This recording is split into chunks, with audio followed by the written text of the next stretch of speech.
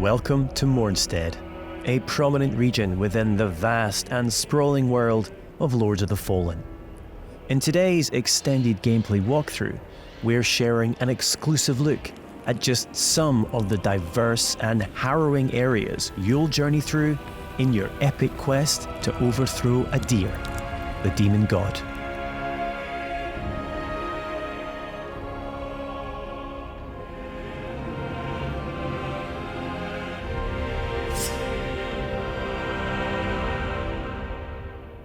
This is Skyrest Bridge. It is guarded by Pieta, she of the Blessed Renewal, one of the game's early boss encounters. We must triumph against her in order to proceed with our holy charge to restore radiance to the 6 beacons of the Sentinels and thwart Adir's uprising. O holy Aureus, by your radiance grant me the strength to continue to endure these dark days, to lay bare the path to salvation. And yet you now appear before me, a stranger, a betrayal made flesh, and one I cannot brook.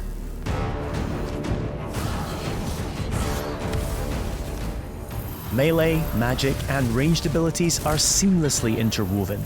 Alongside standard attacks, you can choose between catalysts, bows, crossbows, or throwables, mapping up to 4 additional magic or range skills to your controller for immediate access.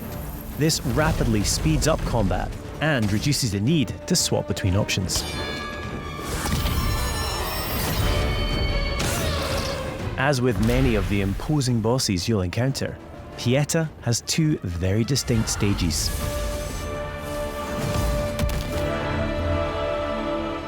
Death is not necessarily the end in Lords of the Fallen. When slain in Axiom, the realm of the living, you'll resurrect in Umbral, the realm of the dead.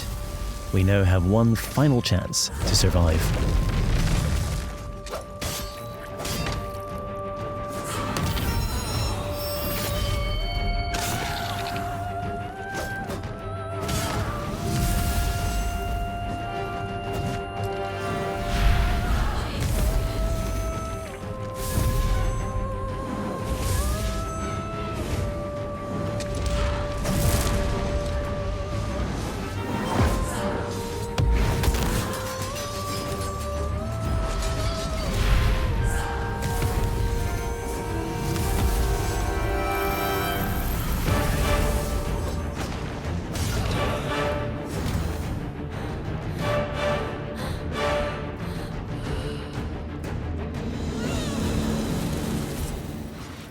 Though few and far between, these flowers denote special patches of ground upon which we can spawn a resting point, known as a vestige seedling.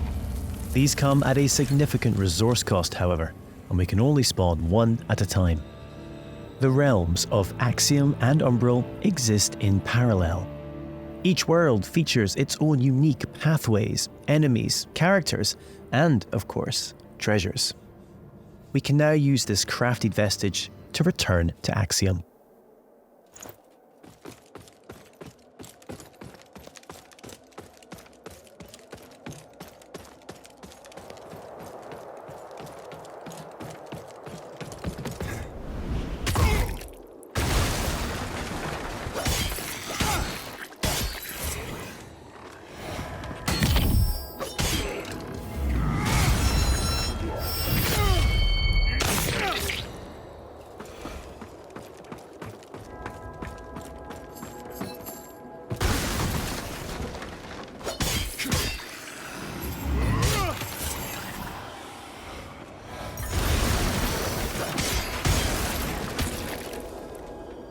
We can peer into the secondary realm at any time by raising the Umbral lamp. Though be advised, this also renders you vulnerable to its inhabitants.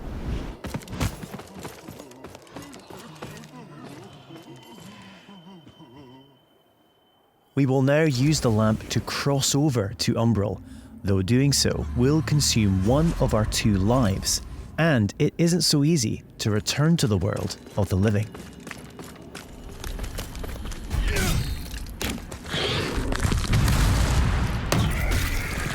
Many enemies require a different approach to combat. This mendacious visage, for example, is only vulnerable when attacked from the back or when it reveals its true form.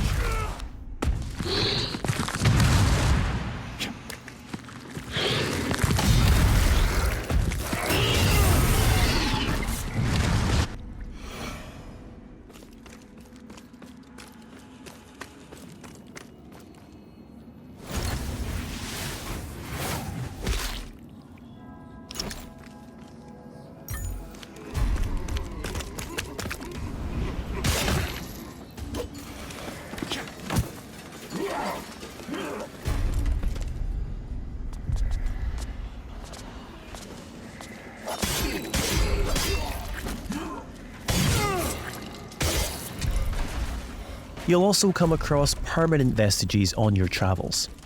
As well as using these to return to Axiom, you can also level up your stats at these locations.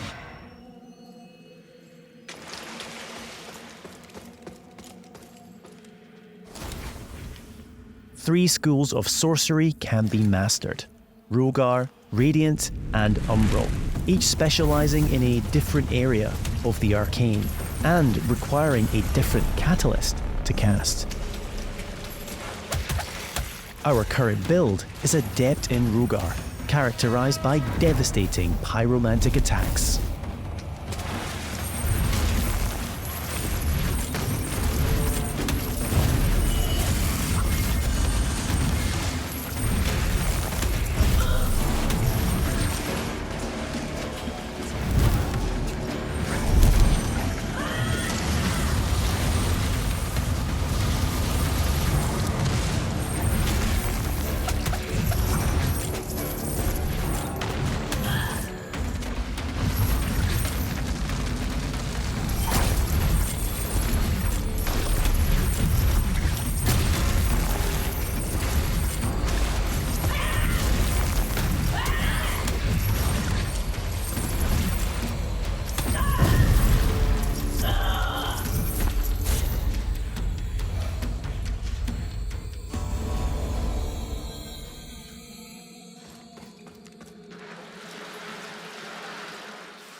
An age-old burrow built into the very cliff face, Pilgrim's Perch typifies the verticality of Mournstead. There are myriad pathways stretching both above and below, with hidden areas, treasures, and NPCs all awaiting discovery.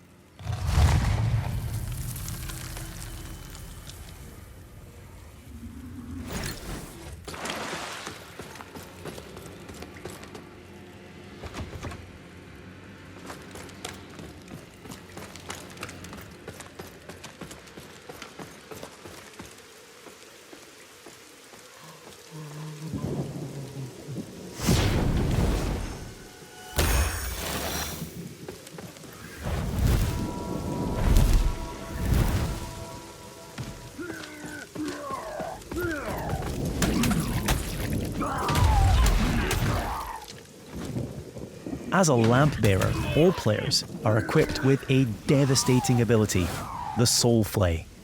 By using one of a limited number of soul charges, we are able to extract the very soul of an enemy, ready to inflict significant damage.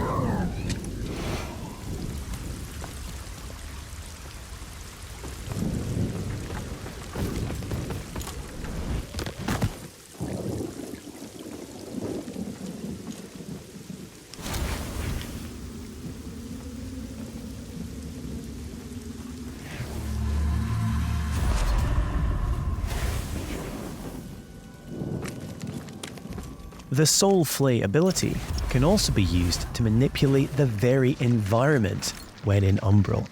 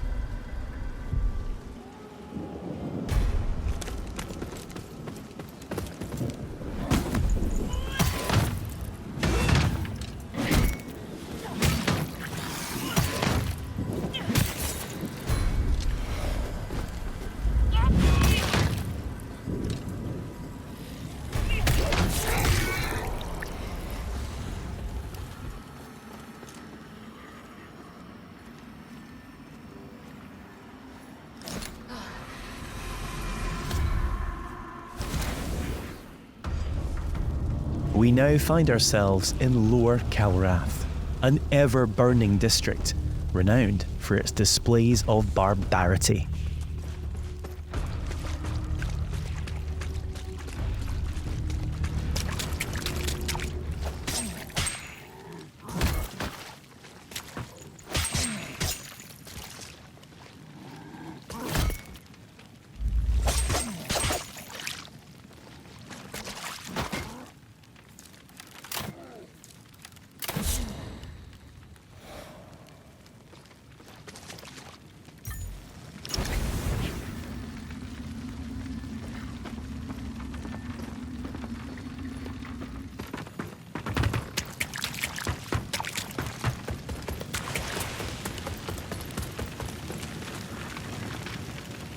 We're now going to invite a second player to join us on our journey.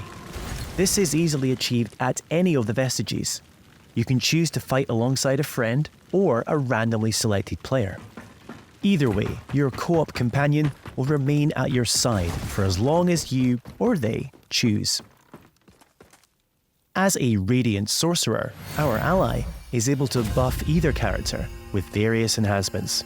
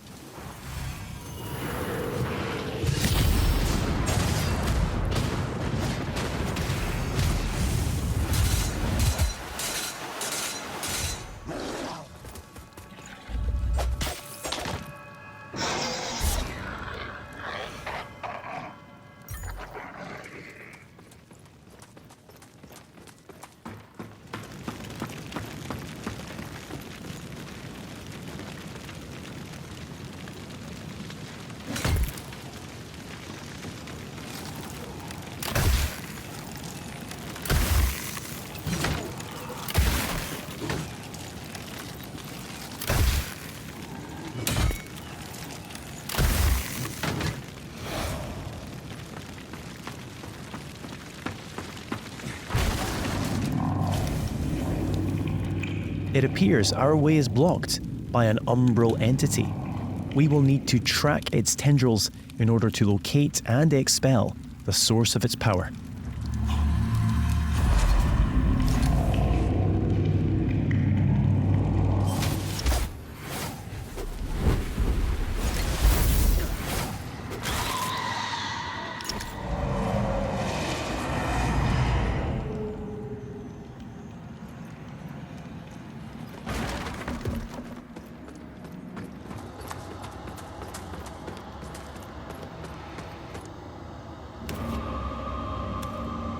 Finally, it's time to face off against the colossal spurned progeny, Scourge of Calrath.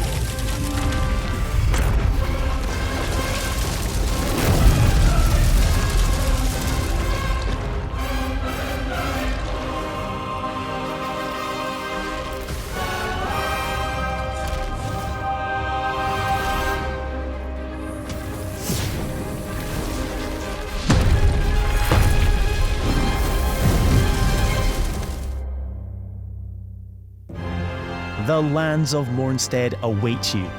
Pre-order Lords of the Fallen now and prepare to unleash the darkness on Friday the 13th of October.